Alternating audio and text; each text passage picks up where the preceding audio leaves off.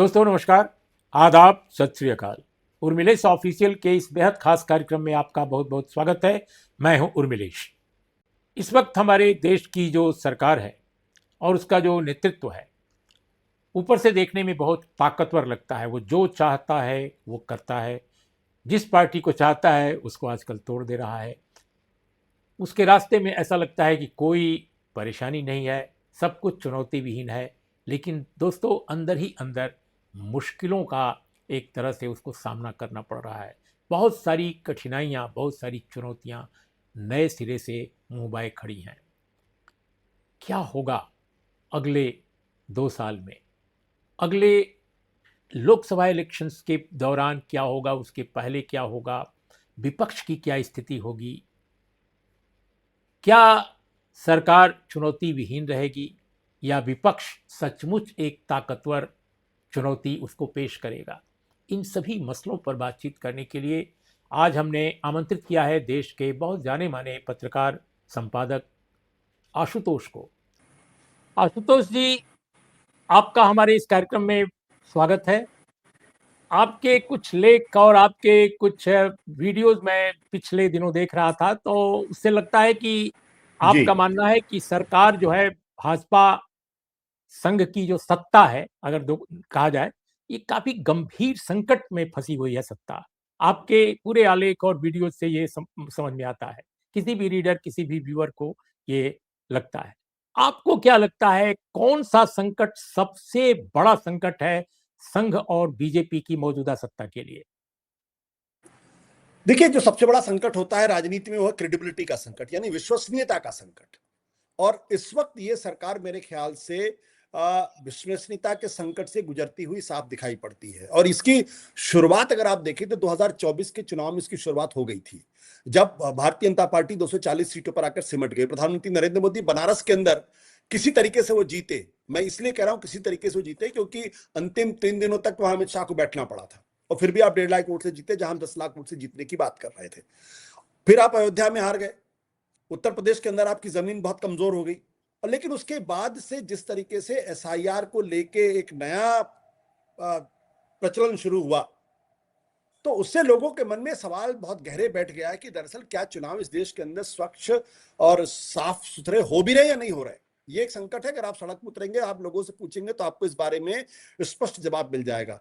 तो ऐसा नहीं है कि ये आज का दिया हुआ संकट है, बल्कि 2024 के समय का संकट है। और ये नहीं भूलना चाहिए कि 2024 में राम मंदिर का उद्घाटन हुआ था, और उस वक्त भारतीय जनता पार्टी इतनी बम थी कि उसको लगता था कि 400 सीटें मिल जाएंगी। लेकिन राम मंदिर के इनॉग्रेशन के बाद भी स्थिति वैसी नहीं हुई। आज जब हम आपसे बातचीत कर रहे हैं, उस वक्त राम मंदिर में पैसों की लूट की चर्चा है पूरे देश के अंदर, डकैती की चर्चा है एक तरीके से। और ये कोई पहला वाकया नहीं है। इसके पहले भी अगर आप देखेंगे तो वहां राम मंदिर के इनॉग्रेशन के पहले वहां पर जमीनों की लूट का सवाल खड़ा हो गया था, उस पर कोई कार्रवाई नहीं हुई। और उसके पहले, यानी 2024 के पहले 2020-21 में जो वहां के अकाउंटेंट थे, चढ़ावे के बारे में जो हिसाब किताब रखते थे, महिपाल सिंह, उन्होंने तब आरएसएस के लोगों को या ट्रस्ट के लोगों को ये कहा था कि कुछ गड़बड़ हो रहा है, आप इसको ठीक कर लीजिए। तो तीसरी बार कोई कार्रवाई नहीं हुई। जब हम आपसे बातचीत कर रहे हैं, खुद आप मध्य प्रदेश के मुख्यमंत्री के खिलाफ गंभीर आरोप इंडियन एक्सप्रेस ने छापा है कि किस तरीके से वहां है। आपकी फॉरेन पॉलिसी क्या है, इसके बारे में किसी तरीके हर तरीके का कंफ्यूजन है। अमेरिका के राष्ट्रपति रोज आपको अपमानित करने का काम करते हैं और भारत के प्रधानमंत्री चुप रहते हैं। क्यों? क्या ये भारत के 140 करोड़ की जनता की अस्मिता पर का प्रहार नहीं है? क्या उसकी उसकी प्राइड पे प्रहार नहीं है? इटली के प्राइम मिनिस्टर के बारे में तो 2 शब्द बोले, उसके बाद देखिए पूरी इटली सरकार खड़ी हो गई। इटली के प्राइम मिनिस्टर ने न केवल ट्रंप को हड़काया, बल्कि उसके डिफेंस मिनिस्टर ने, उनके तमाम विदेश मंत्री ने तो अमेरिका का दौरा कैंसिल कर दिया। पूरी सरकार मेलोनी के पक्ष में खड़ी हो गई। हमारे यहां म्याऊं म्याऊं हो रहा, हम कुछ बोलने को तैयार नहीं है। वो आदमी ये तक कह देता है कि हम तो प्रधानमंत्री नरेंद्र मोदी का करियर खत्म कर देंगे, हम चुप रहते हैं। हमारे ऊपर 50% का प्रतिबंध लगाता है, हम चुप रहते हैं। वो भारत को टैरिफ किंग बताता है, हम चुप रहते हैं। तो कितनी बार चुप रहेंगे? हमारे लोगों को हथकड़ी बेड़ी में लाके पेश किया जाता है और हम चुप रहते हैं। और ये तब हो रहा है जब भारत के प्रधानमंत्री व्हाइट हाउस में उस वक्त चर्चा कर रहे थे। उसके अलावा आप देख लीजिए, बिना किसी कारण के आपने सीज फायर कर दिया। आप अच्छा खासा आप जंग भारतीय सेना जीत रही थी, आपने उसका आज तक कोई जवाब नहीं दिया। आर्थिक मसले पे तो बुरी तरीके से सफल है सरकार। महंगाई लगातार, हाँ डेटा जरूर आप मैनिपुलेट कर ले रहे हैं, डेटा मैनेज करने में आप मास्टरी हैं, डेटा और हेडलाइन मैनेजमेंट, दो चीजों में इस सरकार का कोई मुकाबला नहीं, कोई मुकाबला नहीं।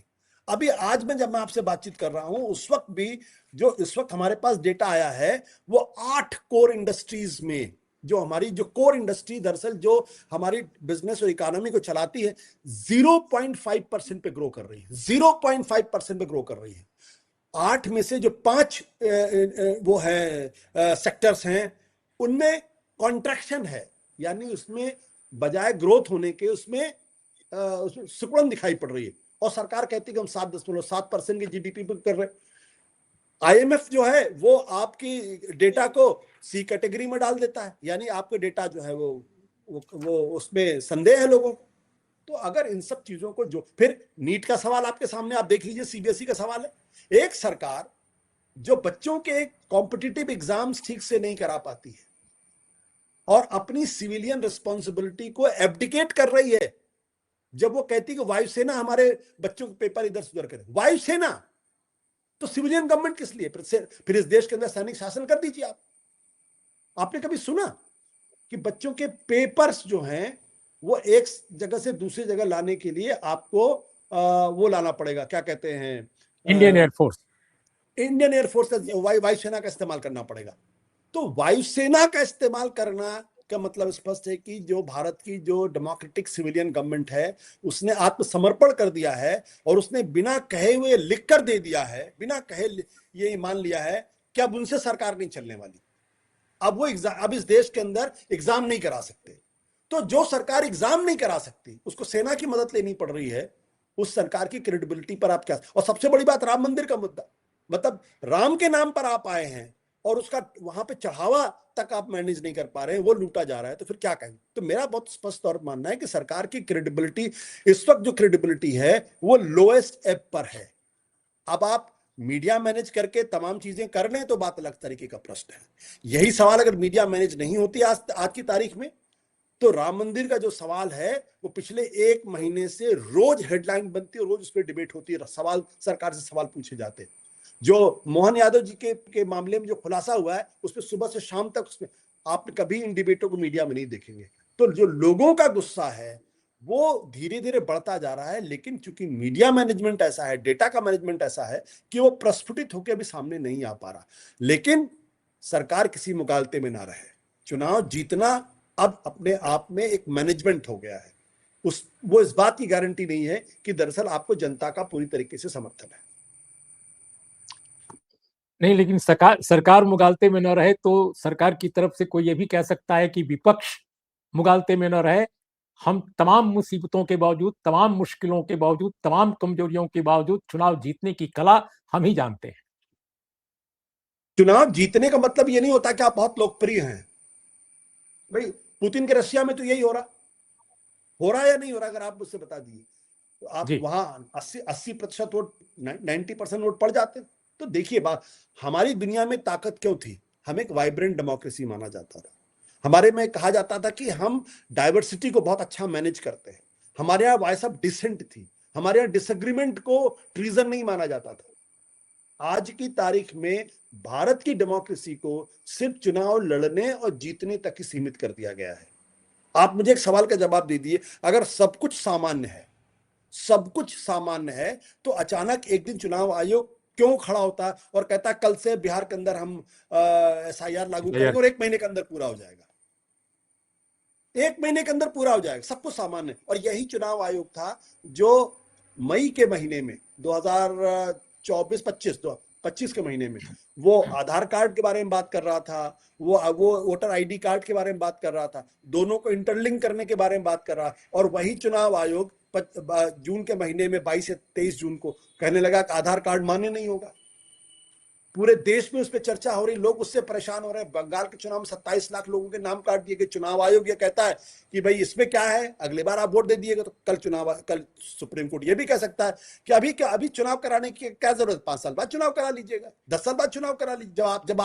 जब हमारी संस्थाएं इतनी कैजुअल हो जाए, वो लोगों के डेमोक्रेटिक राइट्स को प्रोटेक्ट करने के प्रति सजग ना रहे या उसके प्रहरी ना बने, तो फिर कुछ भी हो सकता। तो देखिए, लोकतंत्र सिर्फ चुनाव लड़ने और जीतने का नाम नहीं है।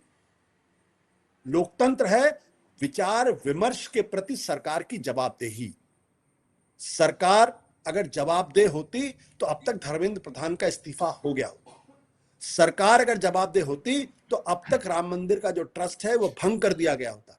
सरकार अगर जवाबदेह होती तो अब तक चुनाव आयोग पर सुप्रीम कोर्ट लगाम लगा चुका होता। लेकिन कहीं कोई कार्रवाई होती हुई दिखाई पड़ती। यहां तो सरेआम कहा जाता है कि भाई हमारी सरकार में तो इस्तीफे होते नहीं। तो जब आपकी सरकार में इस्तीफे होते नहीं, इसका मतलब क्या है? आप जनता के प्रति अपनी जवाबदेही मानते नहीं, इसीलिए तो इस्तीफे नहीं हो रहे ना भाई। इस्तीफा क्या है भाई? इंग्लैंड के प्राइम मिनिस्टर ने इस्तीफा दे दिया, केयर स्टारमर ने।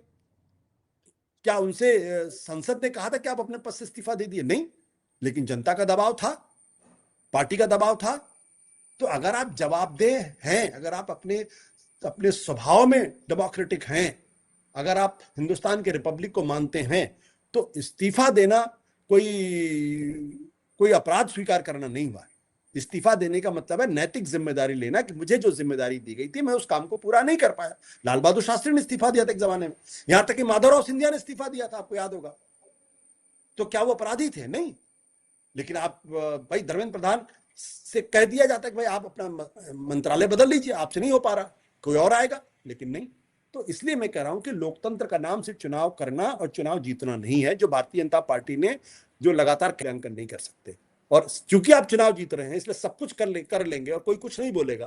कोई किसी को बोलने का अधिकार नहीं है। ये तर्क ही एक एंटी डेमोक्रेटिक तर्क है, ये अधिनायकवादी तर्क है, ये एक तरफ इस देश को तानाशाही तरफ ले जाने की कोशिश है।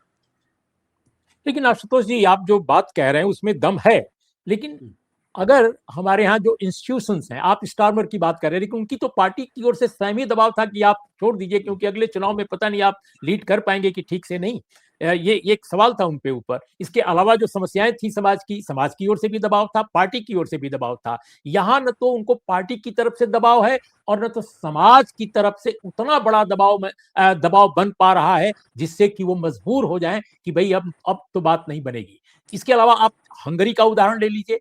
लंबे समय तक एक तानाशाह वहां मौजूद था, लंबे समय तक, और उसको उसी की पार्टी से निकल करके एक आदमी पूरे देश में मूव किया, पूरे देश में कैंपेन किया। यकीनन वो भारत से बहुत छोटा देश है, लेकिन उसने उस कैंपेन ने एक रंग दिखाया और उनको जाना पड़ा चुनाव में। तो मेरा एक सवाल, स्पेसिफिक सवाल है कि आप कह रहे हैं कि चुनाव केवल लोकतंत्र की निशानी नहीं है, आई एग्री, लेकिन अगर कोई व्यक्ति जनता के विचारों को या जनता का मैंडेट को ठुकरा कर चुनाव ही जीतता रहा, चुनाव जीतने की कलाबाजी दिखाता रहा, चाहे चुनाव जैसे भी जीता जाए, लोगों का विचार कुछ है, लोगों का मत कुछ है, लेकिन चुनाव वही जीत रहा है, तो ऐसी स्थिति में डेमोक्रेसी कैसे बचेगी और देश कैसे बचेगा और समाज जो चाहता है उसकी चाहत का क्या मतलब रहेगा?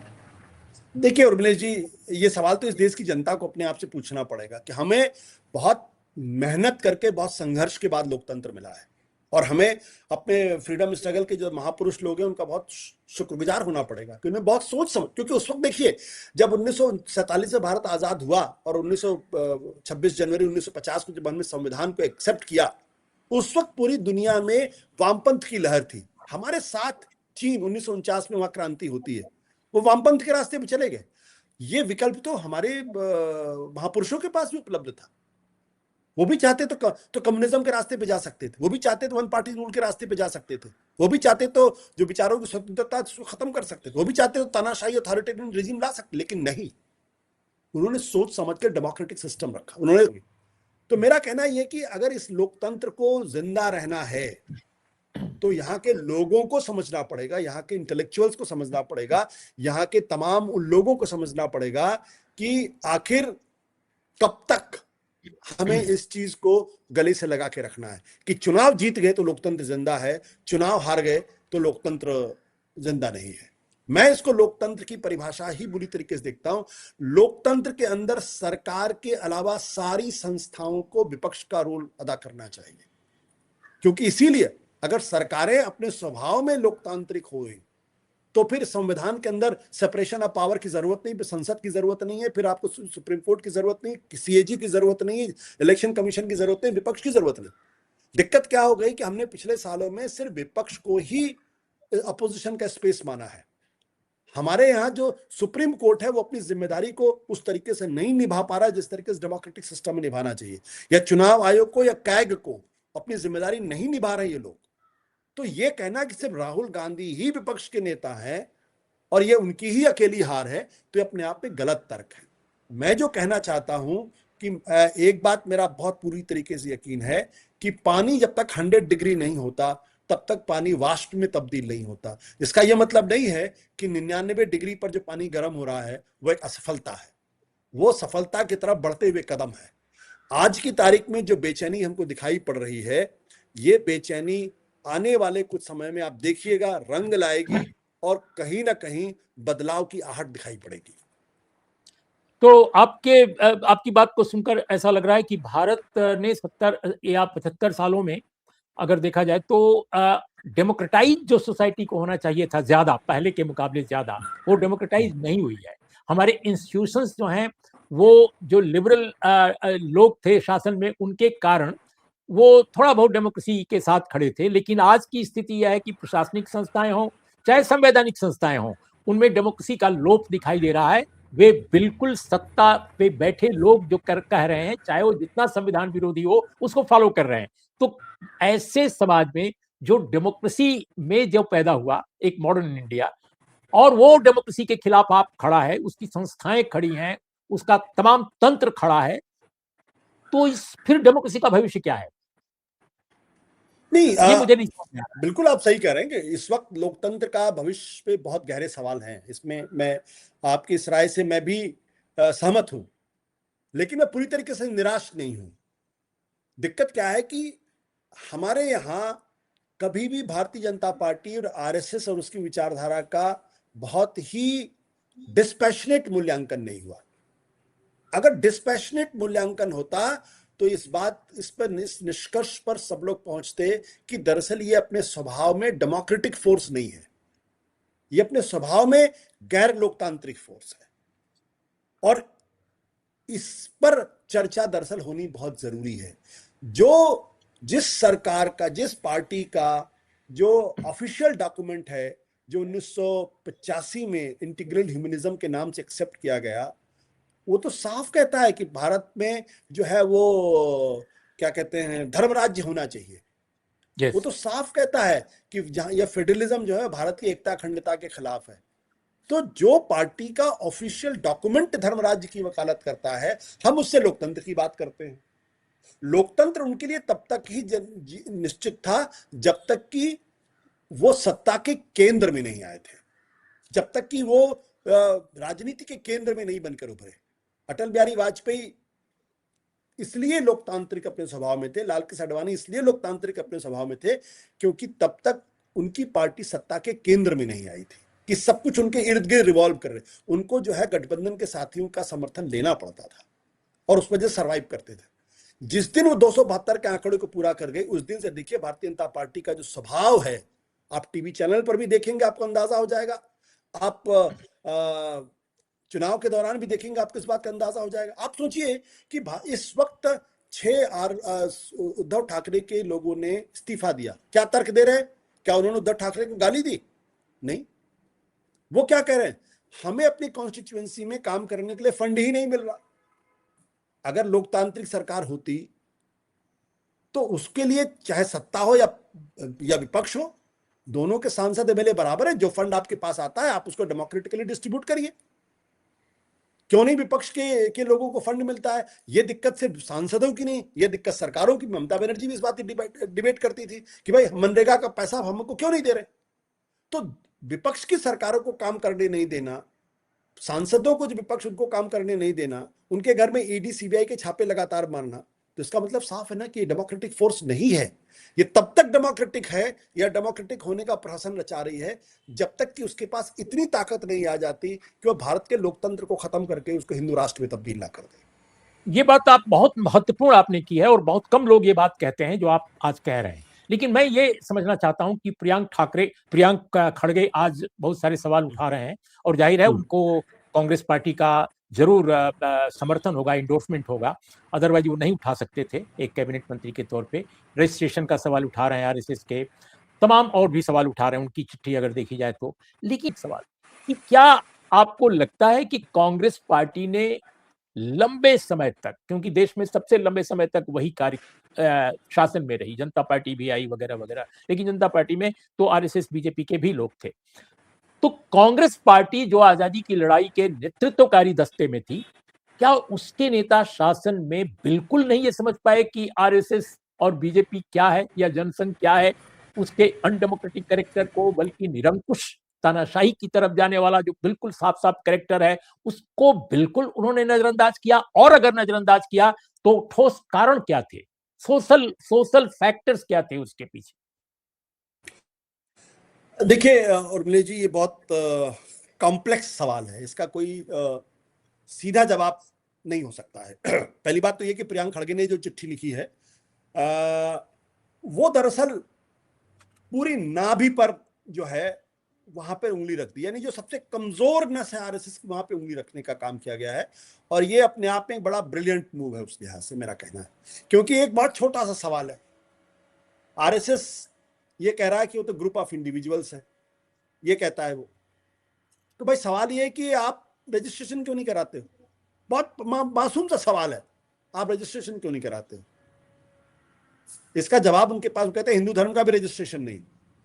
तो जो ये सवाल है, ये हर आदमी के दिमाग में जाएगा कि आरएसएस अपना रजिस्ट्रेशन क्यों नहीं कराती? क्योंकि इस देश के अंदर हमको और आपको अगर कल कोई संस्था बनानी हो या हमें कोई मिलकर काम करना हो तो हमें अपने आप को रजिस्टर कराना पड़ेगा। आरएसएस जो अपने आप को दुनिया का सबसे बड़ा संगठन मानता है और जिसके बारे में देश के प्रधानमंत्री कहते दुनिया का सबसे बड़ा एनजीओ है, वो कहता है हमें रजिस्ट्रेशन करने की जरूरत है। प्रधानमंत्री कहते हैं सबसे बड़ा एनजीओ है और आरएसएस कहता है हम तो ग्रुप ऑफ इंडिविजुअल्स। तो संस्थाएं और संगठन ग्रुप ऑफ इंडिविजुअल्स तो होते हैं क्या? पार्टियां या कोई संगठन ग्रुप ऑफ एनिमल्स होते हैं क्या? भाई संगठन तो ग्रुप ऑफ इंडिविजुअल ही होता है। तो ये दरअसल कुतर्क है जो सोक्रेटिस के पहले जो सोफिस्ट हुआ करते, जिनके बाद सोफिस्ट्री कहते हैं ना, कुतर्क का जो एक वृक्ष खड़ा करना, वो है। अब जो आपने सवाल पूछा कि भाई क्या इनको समझ नहीं पाए, देखिए दरअसल ये कांग्रेस पार्टी के का जो कांग्रेस पार्टी की प्रॉब्लम है। अब मेरे कांग्रेस के बहुत सारे दोस्त जो इस पे नाराज हो जाएंगे, लेकिन बोलिए कांग्रेस आप। पार्टी में, जी कांग्रेस पार्टी में संघ की विचारधारा को सबसे बेहतर तरीके से अगर किसी आदमी ने समझा तो उनका नाम था पंडित जवाहरलाल नेहरू, जो पंडित थे, खुद पंडित थे, कश्मीरी ब्राह्मण थे, लेकिन वो संघ के स्वभाव को बहुत अच्छी तरीके से जानते थे। इसलिए आपने कभी नहीं पंडित जवाहरलाल नेहरू को देखा होगा कि वो आरएसएस की किसी शाखा में गए या उनके किसी कार्यक्रम में गए, कभी नहीं। वो हमेशा ये कहते रहे कि ये एक खतरनाक प्रवृत्ति है। वो माइनॉरिटी कम्युनलिज्म को भी की भी निंदा करते थे और मेजॉरिटी कम्युनलिज्म की भी निंदा करते थे। जिन्होंने इतिहास पढ़ा उनको मालूम है कि 1951-52 का जो पहला लोकसभा का चुनाव हुआ था, उसमें उन्होंने एक तरीके से हिंदू कम्युनलिज्म पर एक तरीके से रेफरेंडम किया था। और वो इतने ज्यादा आक्रामक थे कि जब वो फूलपुर से चुनाव लड़ रहे थे, उनके खिलाफ एक साधु को खड़ा कर दिया गया था, आपको याद होगा। और जब वो हिंदू कोड बिल लेकर आ रहे थे तो रामलीला मैदान से क्या क्या नहीं कहा गया था पंडित जवाहरलाल नेहरू को, ये तो हिंदू द्रोही है, हिंदू विरोधी है, बाबा साहब अम्बेडकर को गालियां दी गई थी। लेकिन कांग्रेस में आरएसएस पर क्यों नहीं वो कुछ कर सके? आरएसएस पर वो क्यों नहीं कुछ कर सके? क्योंकि वो डेमोक्रेटिक थे अपने स्वभाव में। देखिए ये मानना पड़ेगा, वो उन्होंने तो श्यामा प्रसाद मुखर्जी को अपने साथ लिया, जो भाई जिसके बारे में सरदार पटेल ने जो जवाहरलाल नेहरू को चिट्ठी लिखी है उसमें स्पष्ट तौर पे उन्होंने कहा है सावरकर के नेतृत्व वाली जो हिंदू महासभा थे उनका इन्वॉल्वमेंट था गांधी जी की हत्या में। उसके बावजूद उन्होंने जो श्यामा प्रसाद मुखर्जी जो हिंदू महासभा के नुमाइंदे थे उनको अपनी कैबिनेट में लिया। जिस श्यामा प्रसाद मुखर्जी ने अंग्रेज की चिट्ठी लिखी थी, गवर्नर को कहा था कि क्विट इंडिया मूवमेंट को क्रश कर देना, उसको अपनी, तो ये नेहरू का एक विराट लोकतांत्रिक स्वभाव था, सांसद थे। तो ये जो देखने से ये सारी चीजें, क्या लगता नहीं आपको कि कांग्रेस के अंदर भी एक संघ था, कांग्रेस के अंदर भी जनसंघ था, कांग्रेस के अंदर भी बीजेपी का एक कोना था हमेशा से? देखिए ये बड़ी फाइन, मैंने कहा ना कि ये सवाल का बहुत सीधा जवाब नहीं, ये बहुत ही कॉम्प्लिकेटेड क्वेश्चन है, इसका बड़ा कॉम्प्लिकेटेड जवाब। कांग्रेस के अंदर एक हिंदूवादी, मैं हिंदूवादी कह रहा हूं, हिंदुत्ववादी नहीं कह रहा हूं, एक हिंदूवादी धारा बहुत मजबूत थी जिसमें लाला लाजपत राय थे, जिसमें मदन मोहन मालवीय जिसकी सदारत करते थे। और ये लोग बाकायदा हिंदू मेजॉरिटेरियनिज्म की बात करते थे, लेकिन आपको लाला लाजपत राय में या फिर मदन मोहन मालवीय में आपके मुसलमानों के प्रति नफरत दिखाई नहीं पड़ती। अगर आप मदन मोहन मालवीय में तो कम से कम मैंने नहीं देखा, मैंने उतना नहीं पढ़ा, लेकिन जितना पढ़ा उससे मुझे लगता है कि उन्हें मुसलमानों से नफरत नहीं दिखाई पड़ती थी, और इसीलिए मैंने कहा वो हिंदूवादी नेता थे। लेकिन जब सत्ता में कांग्रेस पार्टी आ गई, जब सत्ता में कांग्रेस पार्टी आई, और उसके बाद जब रामलला का प्रश्न खड़ा हो गया अयोध्या को लेकर, और यूपी के अंदर जब वहां पे गोविंद बल्लभ पंत की सरकार थी और पुरुषोत्तम दास टंडन जैसे लोग वहां पे थे, तो नेहरू जी बाकायदा एक चिट्ठी लिखते हैं और ये अपनी चिंता जताते हैं, कहते हैं कि भाई उत्तर प्रदेश में जो कांग्रेस की हालत है, मुझे तो लगता ही नहीं है कांग्रेस है, ये तो पूरी तरीके से सांप्रदायिक हो गई है, और मेरा बस चले तो मैं पद छोड़ के जाके उनके बीच में काम करूं, क्योंकि वो मेरा प्रदेश है।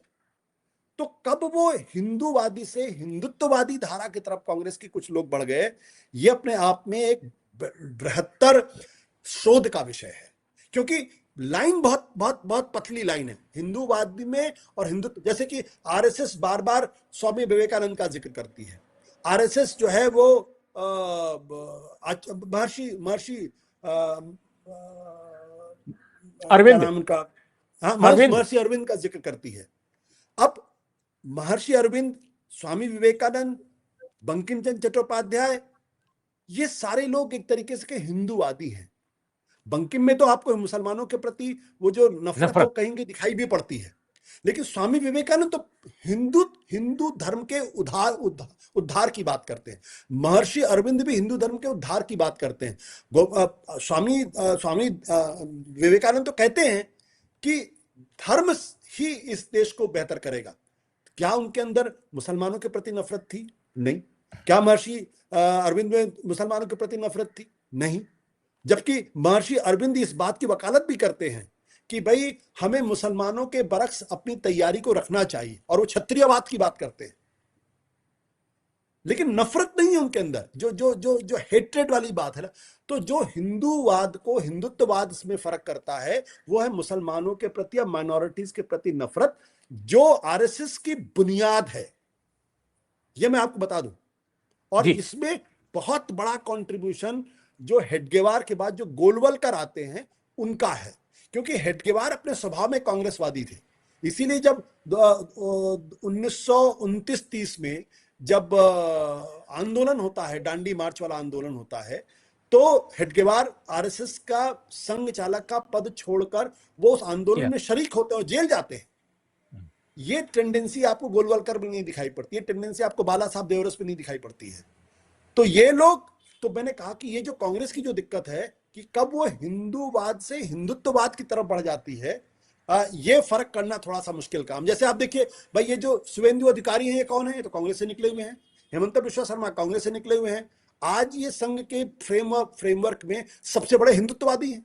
तो आप हिंदूवाद से कब हिंदुत्ववादी हो जाते कि हिंदुओं की वकालत करते करते कब आप नफरत करने लगते हैं, इसको समझने की जरूरत है। तो कांग्रेस में वो धारा मौजूद थी और उस धारा को फिसलने में वक्त नहीं लगता। मुझे लगता है कि इसलिए चाहे गोविंद बल्लभ पंत हो, चाहे पुरुषोत्तम दास टंडन हो, चाहे या इवन के सरदार पटेल, आप मौलाना आजाद की बायोग्राफी पढ़ लीजिए, इंडिया मीन्स फ्रीडम, वो तो साफ तौर पर लिखते हैं कि सरदार पटेल के बारे में हिंट करते हैं, क्यों कहीं ना कहीं मुसलमानों के प्रति जो उनका रवैया था वो कोई बहुत अच्छा रवैया नहीं था। ये मौलाना आजाद लिखते हैं उसमें। तो ये धारा बड़ी मजबूत धारा थी। तो इतिहास से हम फिर वर्तमान की तरफ आते हैं, इतिहास से फिर एक बार वर्तमान पर आया जाए। तो मैं ये समझना चाहता हूं कि आपको क्या लगता है कि प्रियांक खड़गे ने जो सवाल उठाया है और जिसको निश्चित रूप से कांग्रेस का इंडोर्समेंट है, तो ये क्या बड़ा सवाल बन सकता है? क्या ये एक देशव्यापी मुद्दा बन सकता है आई मीन 2026-27 के बीच में? देखिए, ये बड़ा मुद्दा बन जाता अगर इस देश के अंदर मीडिया इसको उठा के इस पर रोज डिबेट करता और रोज मोहन भागवत से सवाल पूछता कि भाई आप आरएसएस का रजिस्ट्रेशन क्यों नहीं करा रहे। दिक्कत क्या है कि आज भी इस देश के अंदर जो नैरेटिव बिल्डिंग का काम है वो आज भी टेलीविजन चैनल ही करते हैं। जो डिजिटल स्पेस पे चर्चा होती है, लेकिन वो अभी उतने पावरफुल नहीं कि देश के अंदर वो नैरेटिव बिल्डिंग का काम करें। तो ये सवाल है, लेकिन ये बहुत बहुत मासूम सा सवाल है कि भाई आप रजिस्ट्रेशन क्यों नहीं कराते।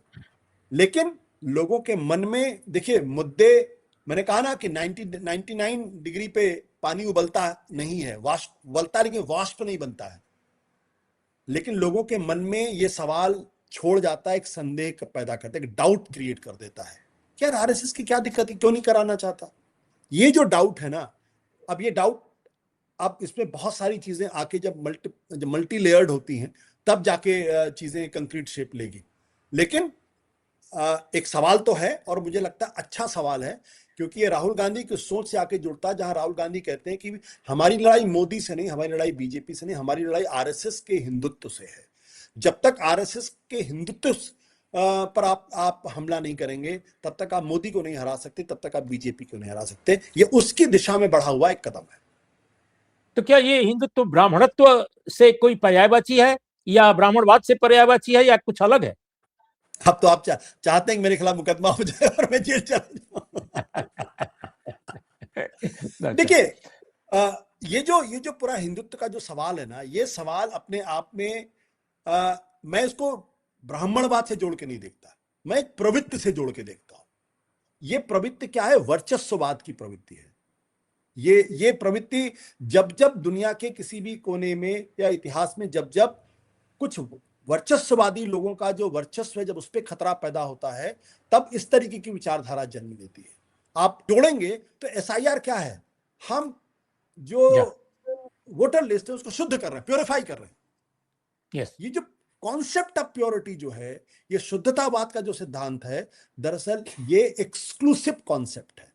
और ये तब तब उसका इस्तेमाल होता है जब जब किसी के वर्चस्व को किसी समाज में, चाहे धर्म हो, चाहे जाति हो, चाहे जेंडर हो, चाहे वो क्षेत्र हो, जब जब उनके वर्चस्व को खतरा पैदा होता है, तब तक ये शुद्धतावाद का वाद के आड़ में लोग छिप जाते हैं, कि उसको पॉल्यूट करते हैं। तो प्योरिटी एंड पोल्यूशन का जो कॉन्सेप्ट है वो तब आता है जब सदियों से जिनका वर्चस्व है, जब उसको खतरा मौजूद होता है तो दिक्कत पैदा होती है। उस संदर्भ में अगर आप देखेंगे तो हिंदुत्व का जो उभार है वो मंडल कमीशन के लागू होने के बाद एक प्रतिक्रिया के तौर पर उभरता है। क्योंकि जब तक दलितों को आरक्षण था तब तक तो उन लोगों ने बर्दाश्त किया, लेकिन जब मंडल कमीशन लागू हो गया तो उसके बाद सीधे हिंदू धर्म का जो एक तबका है, उसकी जो सत्ता को चुनौती पहुंची, और वहां से उसका प्रतिकार पैदा हुआ, और वहां से हिंदुत्व मजबूत होता है। तो इसलिए जो वर्चस्ववादी ताकतें हैं वो दरअसल उनको खतरा महसूस हो रहा है, और वहां से इसका जन्म हुआ है। बिल्कुल आखिरी सवाल। जब एसआईआर आया तो लोगों ने एक सवाल उठाया था और वोट चोरी का अभियान चलाया कि वोट चोरी के खिलाफ जनता को लामबंद करना है। अब तो पार्टी चोरी हो रही है। अब आप देखिए पार्टियों को कब्जा किया जा रहा है। अभी फिर बात हो रही है कि बंगाल के बाद महाराष्ट्र, महाराष्ट्र के बाद उत्तर प्रदेश, और पता नहीं क्या क्या होगा। जहां इस तरह की बात नहीं हो रही है वहां विपक्ष की पार्टियां बिल्कुल दब कर काम कर रही हैं, खुल के काम नहीं कर रही हैं, बल्कि डरी हुई हैं, सहमी हुई हैं। तो ये जो टेंडेंसी है, आपको क्या लगता है कि राहुल गांधी जो देश के सबसे बड़े विपक्षी नेता हैं, क्या वो कहीं न कहीं इस समस्या को समझ पा रहे हैं? और अगर समझ पा रहे हैं तो एक ब्रॉडर, एक जो एक समझदारी होनी चाहिए इन सभी विपक्षी दलों में कि वो एक बड़ा मोर्चा समझदारी के साथ बनाएं, वो सामने नहीं आ रही है बात, बल्कि एक तरह से विपक्षी गठबंधन में टूट के तौर पे, बिखराव के तौर पे टेंडेंसी दिखाई दे रही है। आप इसको कैसे देखते हैं और ये कहां जाएगा? देखिए, अकेले राहुल गांधी हैं जो इस समस्या को समझ रहे हैं, और वो इस बात को भी जान रहे हैं कि मोर्चा मेरे बनाने से नहीं बनने वाला। जब सारी विपक्षी पार्टियों को ये लग जाएगा कि अब बचना मुश्किल है, तब सब एक टेंट में आके जुटेंगे। जब तक शिकारी का एहसास नहीं होगा, जब तक उनको लगा रहे ये तो ऐसे ही घूम रहा है, कुछ नहीं होगा। अब देखिए, पहले केजरीवाल टूटे, फिर ममता बनर्जी टूटी, उसके बाद अब उद्धव ठाकरे टूटे। ये तो स्टालवर्ड्स हैं भारतीय राजनीति के। उद्धव ठाकरे, ममता बनर्जी, केजरीवाल, तीनों की पार्टी टूट गई, और उद्धव ठाकरे की पार्टी तो दूसरी बार टूट गई। अब इनको ये तय करना है कि उनको भारतीय जनता पार्टी के सामने घुटने टेकने हैं या उससे लड़ना है। तो ये जिसे कहते हैं ना कि हिस्टोरिकल प्रोसेस, ऑब्जेक्टिव रियलिटीज जो मार्क्सियन कॉन्सेप्ट कहते हैं, वो पैदा करेगी। तब इनको लगेगा कि अगर अब एकजुट नहीं हुए तो फिर हम खत्म हो जाएंगे, हमारी राजनीति खत्म हो जाएगी, तब ये लोग एकजुट होंगे। राहुल तो क्या आपको लगता है जो कहा जा रहा है हम अभी कि समाजवादी पार्टी वाकई अगला निशाना है? हो सकती है। मैं इससे क्योंकि ये जो कुछ भी हो रहा है बहुत असाधारण हो रहा है। तो अगर कोई चीज असाधारण हो रहा है कि तीन पार्टी बैक टू बैक अगर टूट रही हैं, तो इसके पीछे कोई असाधारण लक्ष्य होगा। अब वो असाधारण लक्ष्य क्या है, उसकी प्राप्ति के लिए कितने मेंबर ऑफ पार्लियामेंट चाहिए, ये फिलहाल मेरे लिए बता पाना मुश्किल, क्योंकि मुझे उस असाधारण लक्ष्य का अंदाजा नहीं है। लेकिन अगर बैक टू बैक तीन पार्टी टूट रही हैं, तो जरूर समाजवादी पार्टी के ऊपर खतरा है। और मैं तो कहता कांग्रेस पार्टी के ऊपर भी खतरा हो सकता है। अगर ममता बनर्जी के 80 में से 60 विधायक अगर टूट सकते हैं, तो कांग्रेस के 99 में से 66 सांसद क्यों नहीं टूट सकते? या अखिलेश यादव के 37 में से 25 क्यों नहीं टूट सकते? टूट सकते हैं। ईडी का खतरा ही तो दिखाना है, छापे ही तो डलवाने। तो डिलिमिटेशन और ये जो बिल और बाकी हैं जिनसे कि वो अपनी अपनी पॉलिटिक्स को आगे ले जा सकते हैं और चुनाव न कभी हारने का एक रास्ता बना सकते हैं, आपको लगता है यही लक्ष्य है? हो सकता है, बट मैं पूरी तरीके से नहीं कह सकता यही एकमात्र लक्ष्य होगा। लक्ष्य तो धर्मराज्य बनाने का भी हो सकता है। या ओके, बहुत बहुत धन्यवाद। बहुत सारी बातें हम लोगों ने की हैं आज। अब हमारे दर्शक और श्रोता इस बातचीत को कैसे देखते हैं, पसंद करते हैं, और अगर या आलोचना नापसंद करते करते हैं, हैं। नापसंद करते हैं, आलोचना करते हैं, दोनों सूरत हाल में हम उनको प्यार करते हैं, पसंद करते हैं, और उनकी एक एक आलोचना, एक एक प्रशंसा हमारे लिए बहुत कीमती उपहार है। तो दोस्तों, आप जरूर बताइएगा कैसा लगा आपको ये कार्यक्रम। नमस्कार, आदाब, सत श्री अकाल। धन्यवाद, थैंक यू। शुक्रिया।